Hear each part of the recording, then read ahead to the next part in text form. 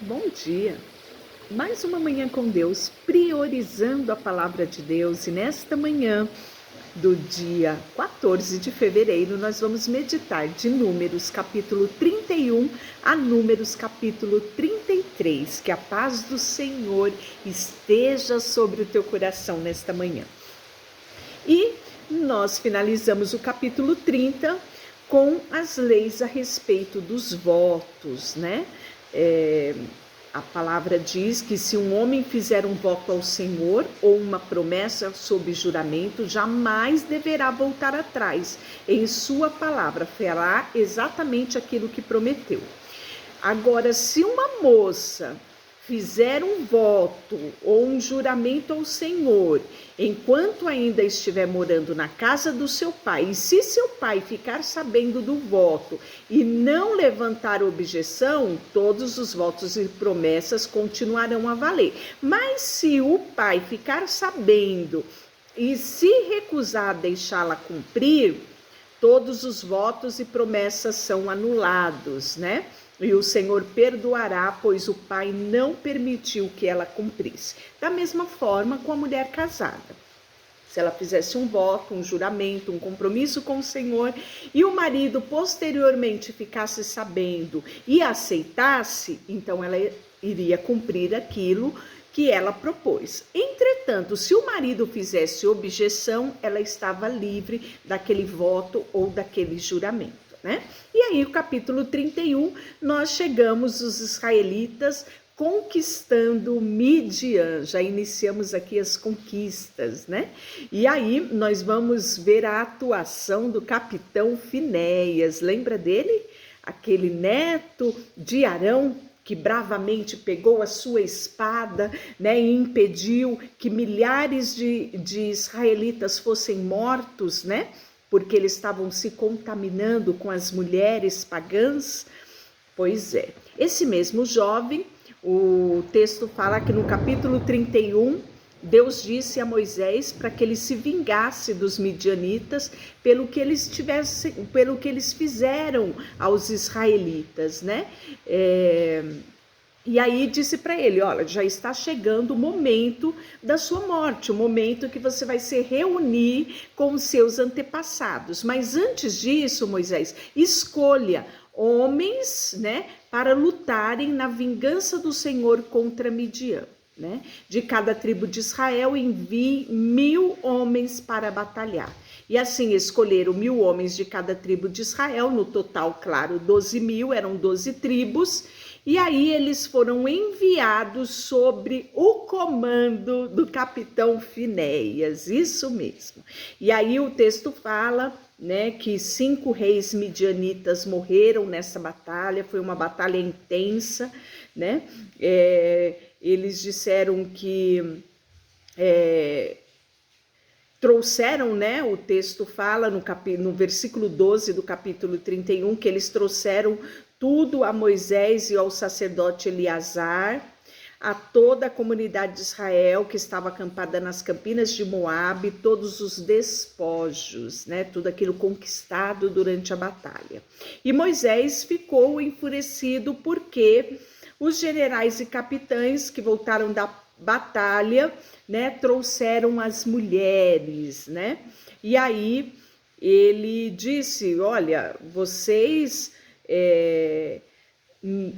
vão seguir conselhos, né, dessas mulheres, elas vão contaminar vocês e vocês vão se rebelar contra o Senhor. Você está esquecido de que recentemente aconteceu isso? Vocês pegaram mulheres estranhas de outras nacionalidades, não só vocês tomaram ela por mulher, e também se contaminaram com os costumes. Essas mulheres levaram vocês a adorarem a Baal e a oferecer culto a Baal. E isso se tornou maldição sobre Israel. E aí Moisés fala, parece que vocês esqueceram, né, do que aconteceu há pouco tempo. E aí foi dada a ordem para que fossem mortas, né, todas as mulheres, todos os meninos que já tinham experiência sexual anterior, né, que já estavam, né, segundo a tradição da época, contaminados. E aí depois do período de purificação, né? Foi feito a divisão dos despojos, né? E como Deus orientou a Moisés que fosse essa divisão. Os despojos seriam divididos 50% dado aos homens guerreiros que foram para a luta e 50% era repartido pelo povo, né? E aí, claro, de cada 50% aí dado aos guerreiros, retiraria o tributo ao Senhor.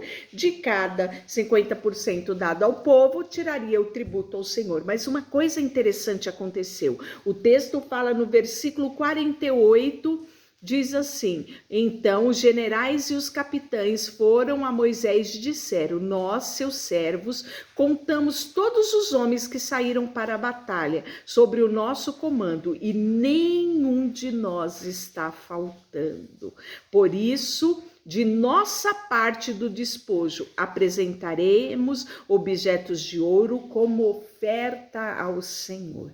Imagine uma batalha tão ferrenha que foi travada ali, né? Foram vários reis vencidos, né? Foi uma batalha onde 5 reis foram vencidos e Israel não perdeu nem um homem. Todos estavam vivos e sãos ali para serem contados, né? Não houve nenhuma morte no exército de Israel. E aí você vê os homens reconhecerem, né, como realmente um livramento, realmente um cuidado de Deus com aquele exército, e de livre e espontânea vontade, retirando os impostos, né, retirando o tributo ao Senhor. Mesmo assim, eles quiseram ofertar todo o ouro ao Senhor. E aí nós temos as tribos lestes do Jordão. O que foi isso? A tribo de Rubens e Gad, eles possuíam rebanhos enormes, né? A maior quantidade de rebanhos estava com essas duas tribos. E aí eles viram que aquelas terras conquistadas, já conquistadas, era excelente para se criar o rebanho deles. E aí eles foram pedir para Moisés, né, e também os anciões de Israel, que já dessem por herança a eles aquelas terras, né? E aí Moisés falou: não, eu não posso fazer isso, porque se eu der já essa herança para vocês, vocês vão ficar aqui e não vão passar o Jordão para continuar a conquista dos outros territórios. E isso vai desanimar os irmãos, os outros israelitas nas conquistas que são necessárias para que a divisão da terra seja feita para todo o povo, né? E aí ele fala: a ira do Senhor se acendeu, né? Quando fez andar sem rumo no deserto. Então aqui Moisés está fazendo um resumo para eles de tudo que tinha acontecido, de que eles haviam pecado contra o Senhor, que eles estavam com uma geração comprometida, uma geração toda que ia morrer no deserto, né? Que a ira do Senhor tinha acendido sobre eles por diversas vezes, porque eles se afastaram e abandonaram os ordenamentos de Deus, e que Moisés não poderia correr o risco novamente deles desagradarem a Deus, porque não era momento de firmar território, era momento de conquistar território. E aí Moisés fala para eles, né? E aí eles falam para Moisés: olha, Moisés, não se preocupe, nós vamos criar uma fortaleza aqui ficarão nossas mulheres, nossos filhos, nossos anciões, mas os guerreiros, os nossos guerreiros atravessarão o Jordão e continuarão a conquista junto com os nossos irmãos, né? Nós não retornaremos ao nosso território até que todas as terras estejam conquistadas, né? Então, diante dessa declaração dele, Moisés permitiu, né? O texto fala, né? Vão e construam cidades para suas famílias e currais para os seus rebanhos, mas façam tudo o que prometeram. Os homens de Gad e Rubens responderam: nós, seus servos, seguiremos suas instruções. Nossos filhos, esposas e rebanhos e gado ficarão aqui na cidade de Gileade, mas nós, seus servos, todos armados para a guerra, atravessaremos e lutaremos pelo Senhor conforme nos ordenou, né? Então assim ficou definido. Essas duas tribos já estão com territórios, né, desse lado do Jordão, e as demais tribos agora, né, vão conquistar territórios, né, e já havia uma ordenância, né, de Deus a Moisés como deveria ser essa conquista de terra e essa divisão de território, né? Nós vamos ver no capítulo 33, a recapitulação da jornada de Israel, né? Moisés aqui, ele vai fazer, né, uma retrospectiva, né? Aquela retrospectiva que passa na televisão no final do ano, ela já era feita aqui na palavra de Deus. Moisés, no capítulo 33, faz uma retrospectiva de tudo que eles já tinham vivido até aquele exato momento, né? Eles estavam na Campina de Moabe e do lado oposto de Jericó, né? E aí, quando Deus dá a instrução, né? Então, Moisés, ele faz toda essa retrospectiva, mostrando todos os lugares que eles haviam passado e tudo que havia acontecido, né? Inclusive, no capítulo 37, ele vai falar que saíram de Gade e acamparam no Monte Or, na fortaleza de Edom.